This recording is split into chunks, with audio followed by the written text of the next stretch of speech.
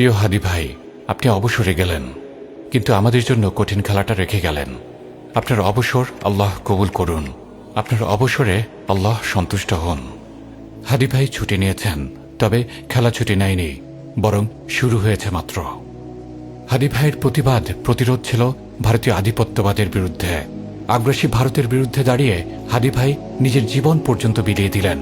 অথচ যে আধিপত্যবাদের বিরুদ্ধে হাদি ভাই লড়ে গেলেন, চলে যাওয়ার পরে হাদি ভাইয়ের কবরে লেখা হল আধিপত্যবাদ বিরোধী আন্দোলনে শহীদ শরীফ উসমান বিন হাদি।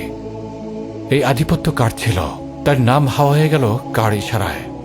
আগ্রাসী ভারতের নাম উচ্চারণ করতে কার লজ্জা, কার দ্বিধা, কার ভয়? আপনি যদি একমত হন, এই ভিডিওটি শেয়ার করুন এবং ক্যাপশনে দিন, আগ্রাসী ভারতের নাম কেন মুছে দিলে? হাদি ভাইয়ের রক্তের সাথে এটি হচ্ছে প্রথম গাদ্দারি, ভারতের নাম মুছে দেওয়া।